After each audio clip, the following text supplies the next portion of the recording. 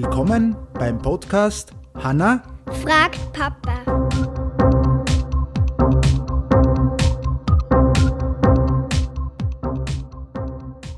Welcome, everyone, to a very special deep dive. Today, we're really getting into the world of someone whose name, well, it's more than just sport, isn't it? It's history. Cristiano Ronaldo. That's right. And if you're looking for the fast track, the quick guide to understanding CR7's incredible career, his just monumental dedication, and those moments, good and bad, that really defined him, well, you've come to the right place. Absolutely. Our mission today is basically to pull out the most exciting, the most insightful bits from, a mountain of source material about his life. We're going beyond just the goals, although there are plenty of those. Right. We want to look at the how and the why. We'll trace that journey from, really humble beginnings, look at the sheer force of his ambition, and even unpack the life lessons hidden in some of the more controversial moments. And our sources today cover everything, don't they? From family stories back on Madeira to complex legal stuff and even the physics behind those crazy journeys. Frankly, it's all in there. Okay, so let's get into this behemoth of a career. To really get CR7, I think we have to start right at the beginning, because that origin story is just so fundamental to everything that came later. Okay, so we start on Madeira, the Portuguese island out in the Atlantic, specifically Funchal. That's where Cristiano Ronaldo de Santos Aveiro was born, February 5th, 1985. And he grew up in a neighborhood called Santo Antonio. The sources paint a picture of, pretty extreme poverty, actually. A Catholic household. Yeah, extreme poverty is accurate. He was the youngest of 4 kids, an older brother, Hugo, and 2 older sisters, Elma and Liliana Katia. And you really have to visualize this. The sources talk about very simple living conditions. Resources were incredibly scarce. Kids sharing rooms, that kind of thing. This wasn't just, making do. It sounds like a real struggle. It absolutely was. His parents worked incredibly hard. His mother, Maria Dolores, she was a cook, a cleaner, multiple jobs, really. Yeah, and his father? Jose Diniz. He was a municipal gardener, and he also worked part-time as the kit man for a local club, CF and Barrinha, just trying to make ends meet. And we've got to mention the name thing early on, right? The fun fact. Oh, yeah. His second name, Ronaldo, it's not typically Portuguese. Yeah. It was actually given to him because his father admired the U.S. president at the time, Ronald Reagan, who was also an actor, of course. It's fascinating, isn't it? Even in that tough environment, there's this sort of global awareness or admiration, maybe. It is. And, digging into the sources about the challenges, his mother spoke very openly later about how difficult things were financially and also about his father's issues. She even mentioned having considered an abortion, which her doctor refused. Wow. It's a pretty stark detail from his biography. It is, but understanding that level of hardship, the sheer poverty they faced, it really puts his later success into perspective, doesn't it? He genuinely came from almost nothing. So, given all that, how did football become his way out? His future? Well, he started super young, apparently kicking a ball around when he was just 3. 3? Okay. By age 8, he joined that club where his dad helped out with the kits, CF and Barrinha. Then at 10, he moved to a slightly bigger local club, National.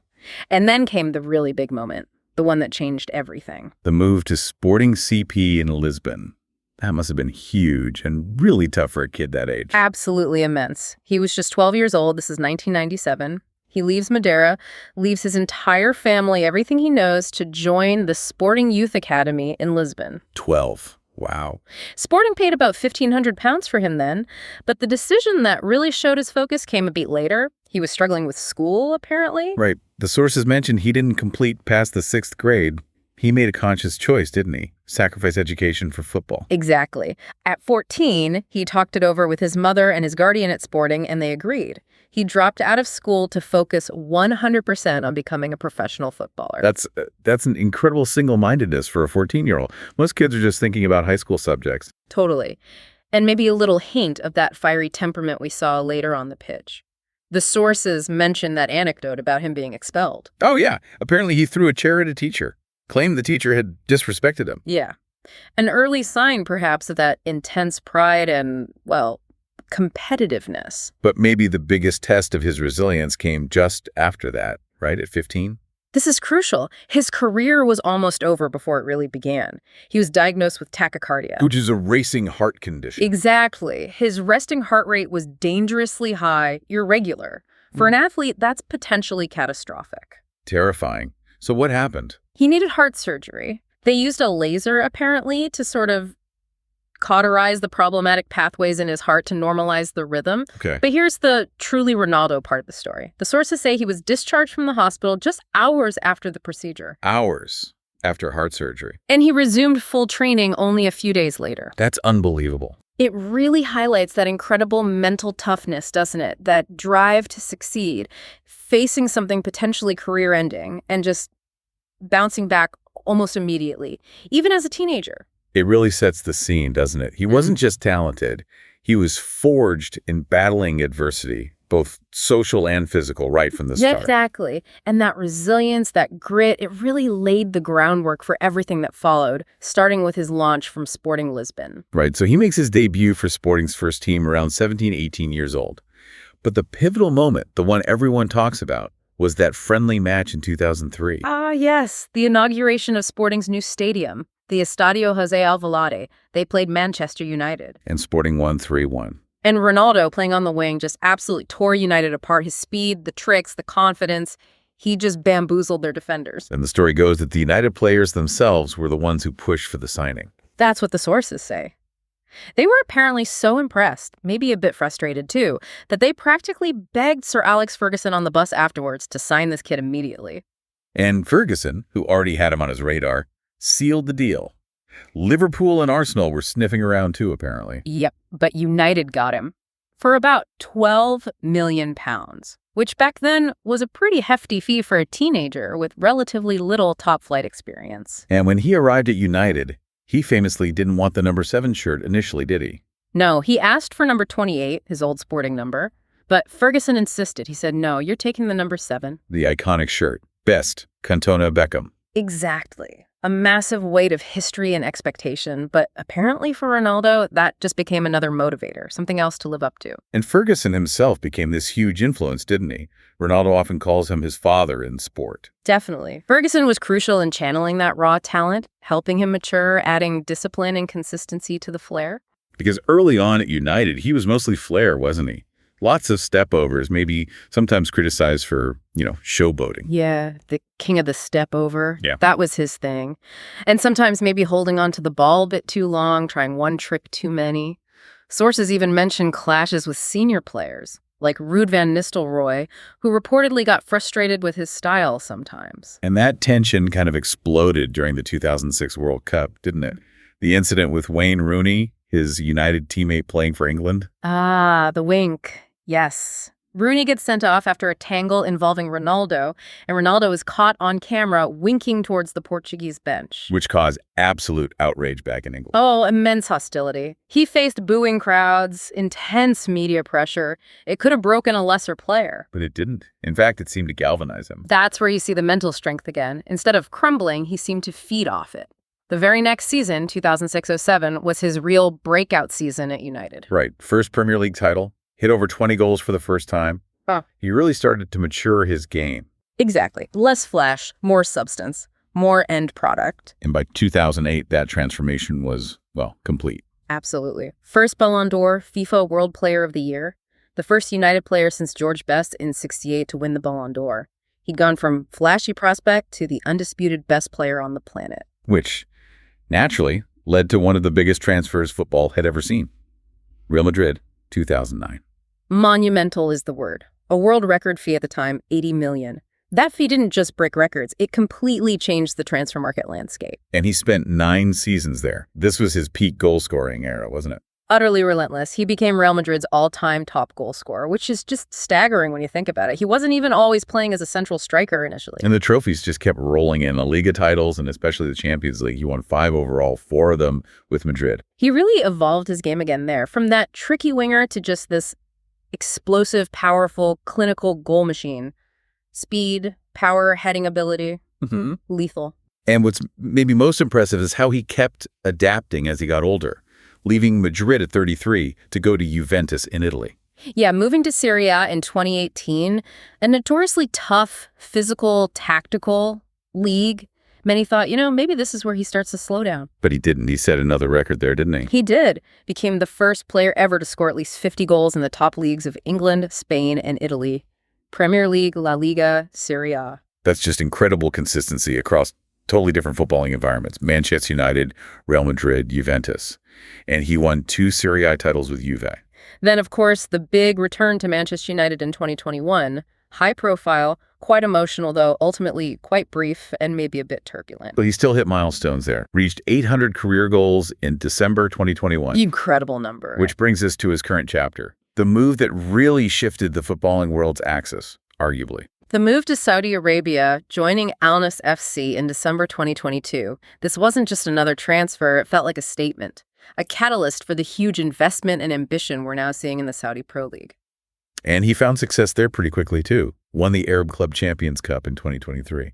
And he definitely didn't go there just to, wind down his career comfortably. He's still banging in the goals. Yeah, the sources confirm he won the Golden Boot in the Saudi Pro League for the 2023-24 season and the 2024-25 season. And just recently, September 2024, he passed 900 career goals. 900. It's almost unbelievable. It really is. And, just to underline his global influence, when he moved to Saudi Arabia with his partner, Georgina Rodriguez, the sources noted something quite significant. What was that? Well, Saudi law traditionally prohibits unmarried couples from living together, but an exception was reportedly made for them. The rules were bent. That tells you something about the sheer global stature and, frankly, power of the CR7 brand. #tag3. Success, records, and style. Those goal numbers are just mind-boggling. But let's talk about the individual awards, especially the big one, the Ballon d'Or. Right, the prize for the world's best player. Ronaldo's won it 5 times. 2008, 2013, 2014, 2016, and 2017. 5 times. Obviously, his great rival, Lionel Messi, has more, but the fact that those two basically had a lock on that award for over a decade, it just speaks volumes about that era of dominance. Completely unprecedented, an era defined by their rivalry. And as we said, he's the all-time leading goal scorer in men's football history. Past 800, past 900 goals. That longevity, how important is that to his legacy? It's absolutely central. It's not just about peaking. It's about staying at the absolute elite level for 2 decades. That's insane consistency. And other awards. He won the European Golden Shoe 4 times. That's for the top scorer across all the major European leagues. And in the Champions League, the biggest club competition, he holds the record for winning the top scorer award the most, times 7 times. Wow. 7. And it wasn't just about club football, was it? His career with Portugal is hugely significant, too. Absolutely. Debuted for the national team way back in 2003, aged just 18, and he finally led them to major international glory. Euro 2016, their first ever major trophy. A massive moment for him and for Portugal. Then they followed it up by winning the UEFA Nations League in 2019 and again just recently in 2024-25. And he set a World Cup record too, didn't he? Yep. In the 2022 World Cup, he became the first male player ever to score in 5 different World Cup tournaments. Another testament to his incredible longevity at the highest level. Okay, let's talk about his style. You mentioned he evolved from that flashy winger to more of a central goal threat. What are the key physical attributes that let him perform for so long? Well, firstly, incredible versatility. He's genuinely 2-footed, strong with both right and left, and his ability to adapt his position was remarkable. Started out wide, famous for the stepovers. Yeah, the König des Übersteigers, the kick of the stepover, as they called him early on. That quick foot over the ball move to wrong foot defenders, pure flair. But as he got older, that raw physical power became more prominent, right? Especially his heading. It's almost unnatural sometimes. It really is something else. His heading ability comes from incredible strength, timing, and that truly astonishing vertical leap. Ah, yes, the jump. The sources mention a specific measurement, don't they? They do. His highest recorded jump during a match was apparently in 2013 playing for Real Madrid against his old club, Manchester United. He reached a height of 2.93 meters. 2.93 meters, that's 9 feet, 7 inches. Higher than the crossbar on a football goal. That's insane. It explains how he seems to just hang in the air. Exactly. It gives him that hang time and allows him to generate immense power on his headers. Makes him incredibly difficult to mark on crosses. When you think about the training, the sheer explosive power needed for that. Yeah, he's more than just talent. Absolutely. And all that power, that athleticism, it kind of culminates in his global signature move, doesn't it? The celebration. The Sioux, you see it everywhere now. That big jump, the midair turn, landing in that power stance, arms outstretched. And the shout, "Sue you!"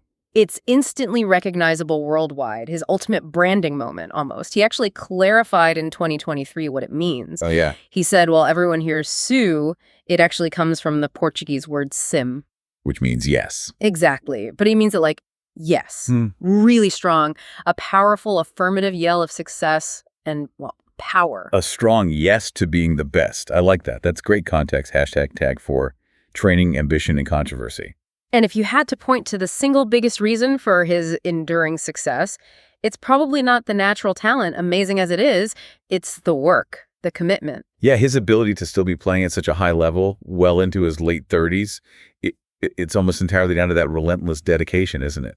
The sources constantly hammer this home. His extraordinary commitment to physical preparation. We're talking meticulous diet, sleep science, insane training regimes, always looking for that extra edge, that way to prolong his peak. And the motivation behind it all seems pretty clear. He wants his name mentioned alongside the all-time greats, doesn't he? Pelé, Maradona. That's his driving force. He wants that historical legacy. There's a great quote from the other Ronaldo, the Brazilian legend. Oh, yeah. He said something like, "I trained because I had to. Cristiano does it because he loves it." Wow. That says a lot. It really does. It captures that difference between just being professional and being utterly obsessed with improvement.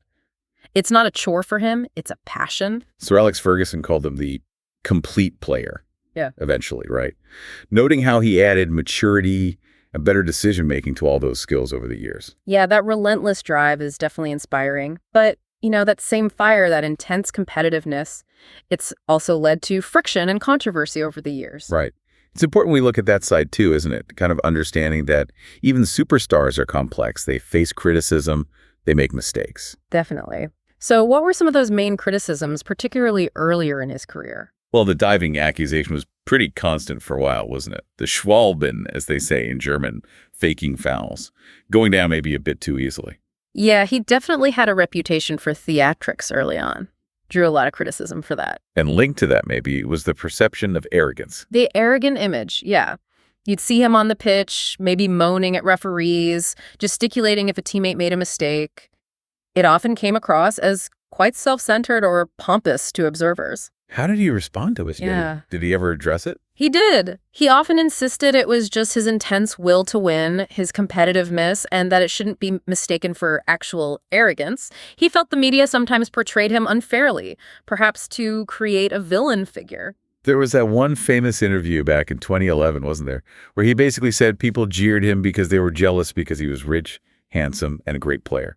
Yes. That comment definitely fueled the arrogant narrative. Though, to be fair, he did later acknowledge it was probably a mistake. He did. Yeah. In 2014, looking back, he apparently admitted that comment came from immaturity, which, shows some self-awareness and growth.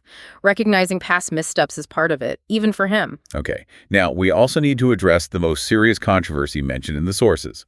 And it's crucial we stick strictly to the reported legal facts here. Absolutely. Utmost impartiality is required. There was a major lawsuit against him in the United States involving a serious allegation. Right. And the key point from the sources is the outcome of that lawsuit. Exactly.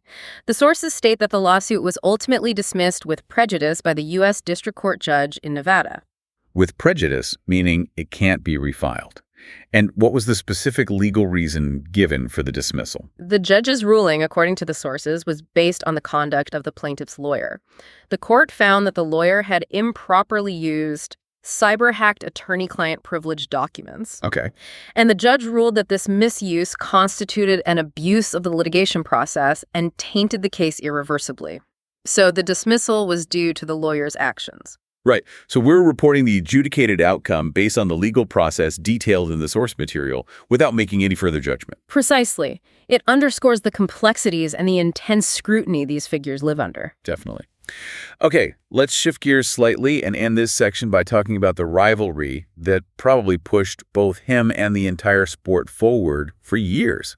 Has to be Messi, right? Lionel Messi. For the better part of 15 years, their battle was the story in football. Who's better? Who will win the Ballon d'Or this year? Who scored more goals? It dominated everything. It's right up there with classic sporting rivalries like Ali Frazier in boxing or maybe Borg McEnroe in tennis, a truly defining duel for a generation of football fans. What was Ronaldo's perspective on that rivalry? He always seemed to acknowledge its positive impact, actually. He famously said something like, "I pushed him and he pushed me as well, so it's good to be part of the history of football." A recognition that they made each other better. That's quite respectful, actually. Yeah. And more recently, in 2023, he kind of declared the intense rivalry over and gone, reflecting that they're both in the later stages of their careers, playing in different parts of the world now. But that duel, it's cemented in football history. #5, the impact and the CR7 brand. So Ronaldo isn't just a footballer, is he? He's evolved into this global phenomenon, a brand, a media empire, almost. Oh, absolutely. He's arguably transcended the sport itself. The numbers around his reach are just mind-blowing. Like his social media following. It's staggering. He's the most followed person on Earth across the major social media platforms. We're talking over 1 billion followers combined. 1 billion. That level of reach is just unprecedented for anyone, let alone an athlete. And that reach fuels the CR7 brand, which is, of course, that simple combination, his initials and his famous number 7. CR7, it's instantly recognizable everywhere. And he's leveraged that brand brilliantly into all sorts of business ventures, well beyond just endorsements. Right, he's got his own lines of products, doesn't he? Yep. Fashion, fragrances, underwear. The CR7 brand is on all sorts of things, but also significant investments. Like the hotels. Exactly. The Pastana CR7 hotels. These are joint ventures, luxury lifestyle hotels in places like Funchal, his hometown, Lisbon, Madrid, New York, merging his image with high-end hospitality. And he even branched out into, well, hair restoration. Yeah, surprisingly perhaps, but it makes sense with his image of peak physical condition. In 2019, he became a 50% owner of the Insparia Hair Transplant Clinic Group, starting in Madrid. So it's a really diversified portfolio, strategically building on that CR7 image of performance, fitness, and style. Precisely. Moving way beyond the pitch into lifestyle and wellness. And his legacy is literally being carved into the landscape back home in Portugal, too. That's maybe the ultimate recognition, isn't it? He has that bronze statue in Funchal. Right. And the airport. Yeah, in 2017, Madeira's main airport in Funchal was officially renamed Cristiano Ronaldo International Airport. So we probably have to mention the first bust they unveiled for that airport renaming. Oh, that bust. Yes. It became instantly infamous, didn't it? It really did. Widely mocked online, on TV. It looked, well, not very much like him at all. It generated so much global ridicule, actually, that they eventually replaced it in 2018 with a new one made by a different sculptor. Oh. It just shows, doesn't it? Everything he does, even a statue, becomes a massive global story. He lives under this incredible microscope. Constantly. So this whole deep dive, it really paints a picture of, yes, incredible talent, but maybe even more so just this fierce, relentless work ethic, adaptation, and that almost superhuman dedication to his physical condition. That's definitely the core of it, that ability to adapt his game as he aged, going from the tricky, flashy winger to the clinical, deadly penalty box poacher. Very few athletes manage that kind of reinvention successfully. And his longevity, staying at the top for so long, it's a direct result of that almost religious focus on training, diet, recovery, everything. It truly is. The journey from those poor streets in Funchal to becoming arguably the most recognized face on the planet. It's an incredible case study in focus, ambition, and sheer resilience. #outro. Okay, so as we wrap up this deep dive into Cristiano Ronaldo, here's maybe a final thought for you, the listener, to chew on. Go for it. We learned he overcame that potentially career-ending heart condition when he was just 15. And we also heard his mother believe that if football hadn't worked out, given their background, he might well have ended up as a bricklayer. Right. A very different path. So what does that tell us about how much pure, relentless hard work and that kind of tunnel vision focus, how much that really matters, no matter what you choose to do in life? Forget the talent for a second, just the sheer will. Yeah, it's a powerful thought. How much is innate? How much is built through sheer effort? Exactly. Think about that crazy jump, that physical discipline, that force of personality. When you think about your own goals, big or small, what does your own personal, really strongly meant sue you? Your own big yes. What does that mean for how committed you are to achieving them? Something to definitely ponder. Mull that over. Thanks for joining us on this deep dive, and we'll catch you on the next one.